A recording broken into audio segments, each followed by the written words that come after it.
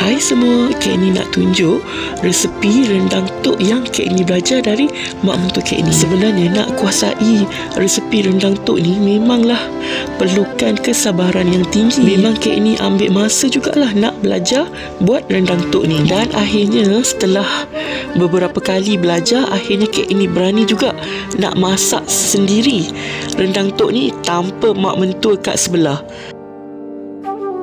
Okey, kita mulakan dulu dengan penyediaan cili kering.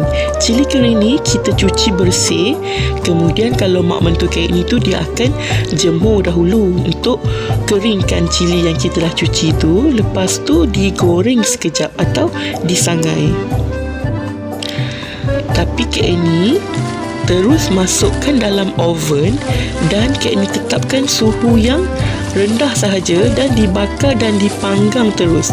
Jadi Kak Ni tak payahlah nak jemur. So terus saja bakar dalam oven dan kemudian kita kisar halus, kisar kering ya, sampai dia jadi serbuk cili.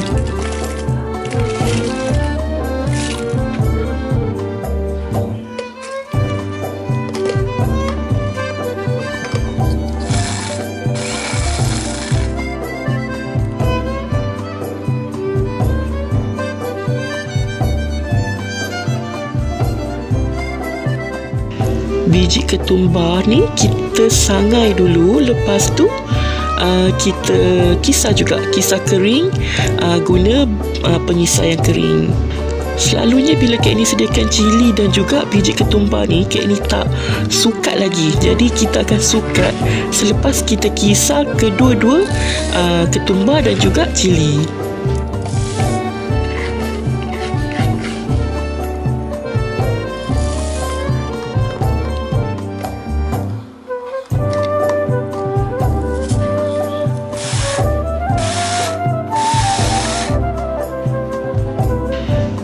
Okay, kita gunakan mangkuk yang mangkuk lauk lah selalunya.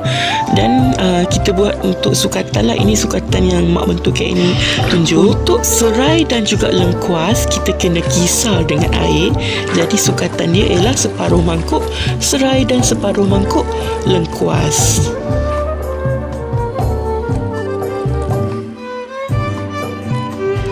Kisar ni jangan terlalu halus ya. Dia nak kasar-kasar sikit. Mak mentua cakap kalau orang dulu-dulu dia tak kisar dah.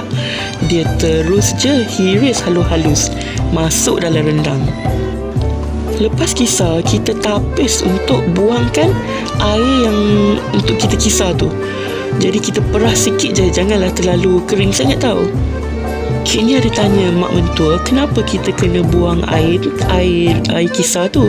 Dan dia cakap dia cuba nak kurangkan air dalam rendang nanti, sebab nanti susah nak keringkan air. Begitu juga daging, kita lepas potong-potong seketul tebal macam ni, kita masak sekejap atas periuk tanpa minyak dan air untuk kita matikan air daging ni. Kalau rasa sayang nak buang air kisar dan air rebusan daging ni, boleh simpan. Air tu nanti bila daging lambat empuk, kita boleh tambah dekat last nanti selepas rendang kita dah bercampur nanti. Kemudian step yang pertama dalam kuali, kita masukkan santan dahulu. Untuk bawang merah dan juga bawang putih setengah mangkuk ya setiap satu. Dan kita tak perlu blend, cuma hiris nipis saja. Kita masukkan bawang dahulu, diikuti dengan hirisan halia sebanyak setengah mangkuk.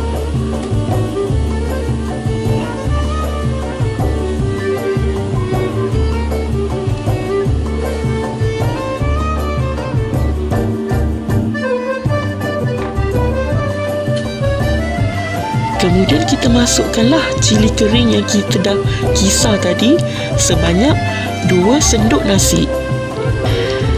Sukatan ni untuk 3 kilo daging ya. Kalau nak pedas lagi bolehlah tambah. Jadi ikut selera masing-masing lah.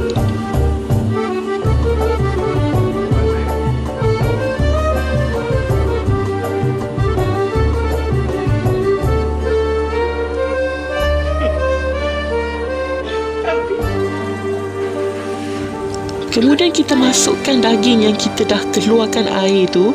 Dia jadi macam daging rebus sikit lah, tapi kita tak guna air dia ya. Sebab rendang tok ni dia sebenarnya rendang yang sedikit kering dan dia macam berserbuk. Jadi sebolehnya dia tidak terlalu basah dan tidak terlalu berair.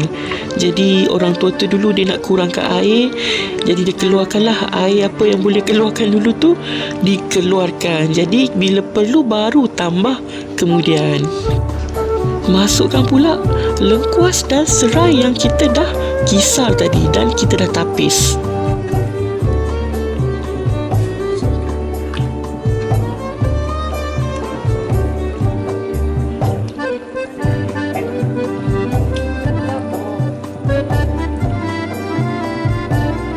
Kacau rata, lepas tu kita biarkan santan tu mendidih.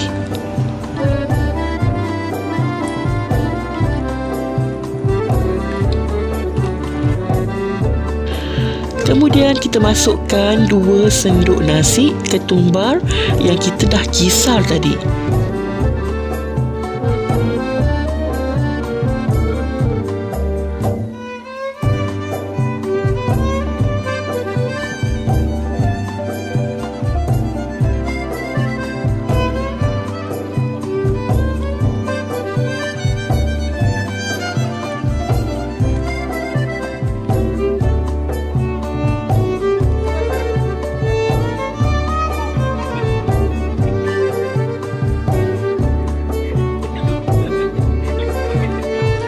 Masa ni kita buka api perlahan biar rendang kita tu merenih je.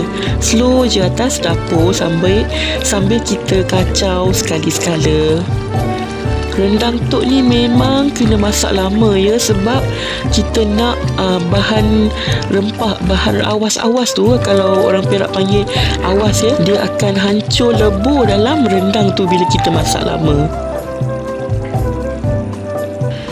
Okey, kemudian kita masukkan lebih kurang dalam 1 sudu belacan. Ramai yang tanya kenapalah kena letak belacan kat dalam rendang ni. Tapi itulah resepi orang tua-tua kita dulu kan, nak bagi sedapkan rendang. Orang dulu-dulu tak pakai MSG, tak pakai serbuk perasa, secukup rasa. Jadi diorang gunakan bahan-bahan yang ada di sekeliling diorang yang mudah nak ambil tu untuk sedapkan lagi rendang. Masukkan kerisik dalam 2 sendok nasi. Masukkan gula kabung. Jadi gula kabung ni kita ikut manis. Kalau kek ni dalam rendang ni, kek ni masukkan 1 dahulu. Lepas tu kalau tak cukup manis, tambah lagi. Rendang tok ni dia ada manis sikit-sikit dekat hujung, tapi dia tak terlalu manis.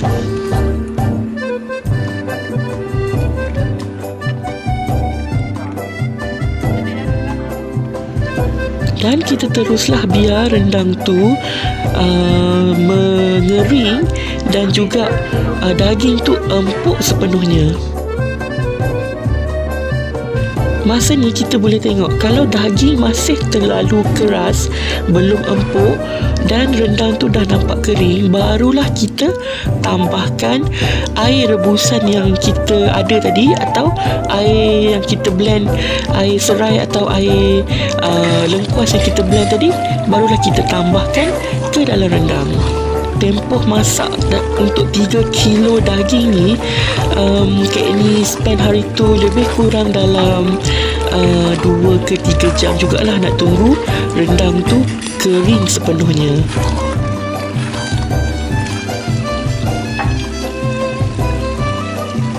Okey, bila daging dah empuk dan rendang tu dah naik minyak dia dan dia selalunya akan gelap sedikit, barulah kita masukkan daun kunyit. Daun kunyit tu tak perlu potong, cuma kita carik-carikkan kasar saja. Dan bila masukkan daun kunyit, masak lagi sekejap sampai betul-betul berserbuk sikit dia punya rendang tu dan minyak dia betul-betul naik, barulah siap kita punya rendang tok. Alhamdulillah menjadi juga rendang tok kek ini kali ni. Dan mak mentua cakap Memang sedap rasa dia. Bagi yang confused nak masak rendang kita ni, takat mana kering dia kan. Jadi kalau nak simpan lama, nak panaskan banyak kali, biarkan rendang tu basah sedikit. Tapi kalau nak makan terus, tak nak simpan, biarlah rendang tu masak terus kering. Okey, selamat mencuba resipi rendang tok ni. Actually dia taklah susah mana, cuma sukatan tu kenalah betul, dan teknik yang membuatnya tu kenalah juga betul.